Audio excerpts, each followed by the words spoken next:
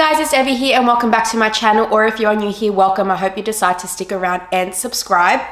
In today's video, I'm going to be uncovering another myth, but this one is going to be a fitness myth instead. So I'm now going to be doing both nutrition myths and fitness myths just to give you, the facts, because we don't like, reading things that aren't factual. So the point of these videos is for me to do the research, give you the research in a more simple way, and then you get to make that decision for yourself if you want to, take that info and put it into like your everyday life.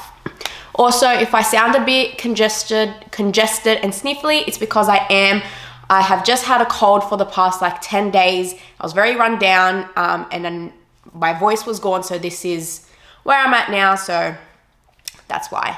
That is enough rambling for the intro. So the fitness myth I'm going to be unraveling today is the 10,000 steps a day theory. So if you're interested in listening about the 10,000 step theory, just make sure you keep on watching. We have all heard that we should be aiming for 10,000 steps a day, but where did this theory actually originate from?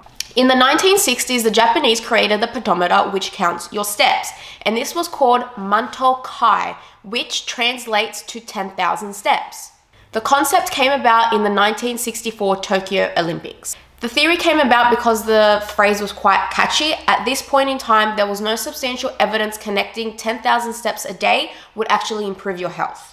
Research shows that between 7,000 to 8,000 steps is best for optimal health, but there is no harm in doing more. Me personally, I love walking and increasing my step count. It is a great way to relieve stress, anxiety, and I also just find it extremely relaxing. And walking is just such an easy way to integrate exercise into your everyday life. The simplest form of exercise, in my opinion, is walking, and with exercise comes a decrease of developing diseases such as cardiovascular disease, hypertension, and strokes. If you are someone who wants to increase their step count, and let's just say, for example, you are hitting 2,000 steps a day, and you're like, I want to now hit 10,000 steps because that is what everyone is telling me to do. If you are starting at 2,000 and then you are trying to force yourself to do an extra 8,000, honestly, you're probably setting yourself up for failure. Creating such a short-term goal is not going to lead to long-term success. I'm always saying that you should be thinking about your long-term health and long-term goals. You want to be making sure that the habits that you're putting in and the goals that you are setting you up for success. Patience and consistency is key when it comes to reaching your goals. So make sure you start off with a small target. If you are currently doing 2,000, maybe for the next 2 weeks you can do 3,000, and then 2 weeks after that you can do 5,000.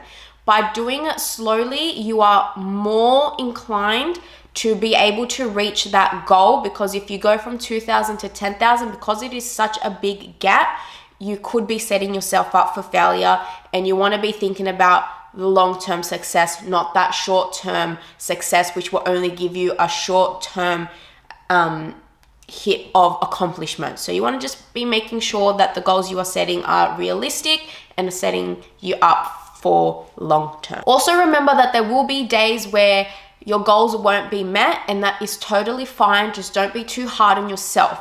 I always like to say one bad day isn't a setback, and tomorrow can always be better. So that means today I didn't hit my goals. That's totally okay. I can reflect on that, but I can be better tomorrow. So it's also thinking about that 1% better every day motto that I like to follow.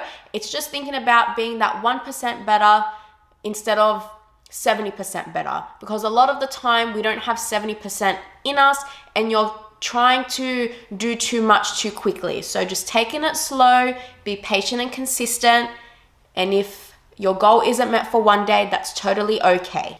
When you set yourself unrealistic goals and standards, this can lead to burnout, and it can affect you physically but also mentally as well. You will see signs of disappointment, frustration, and you might find yourself feeling like a failure. When it comes to your step count or exercise in general, it's important to remember that there is no one-fits-all approach. So next time you set yourself a step count, make sure that it is realistic. So to quickly finish this off, the 10,000 step count theory isn't the magic number that everyone should be aiming for. Like I said, there is no harm in doing more, but it is proven that anywhere between 7,000 to 8,000 steps is where you should kind of be sitting. But again, if you are not hitting that, just make sure that if you are going towards that goal, to make sure you start off small. That way you can set yourself up for long-term success. So that wraps up this video. It was a nice quick one. I didn't want to overload again with information. These videos are to be nice, quick and snappy. That way you can take away information quite easily. If you enjoyed this video, please make sure you give it a thumbs up, leave a comment down below, and don't forget to subscribe.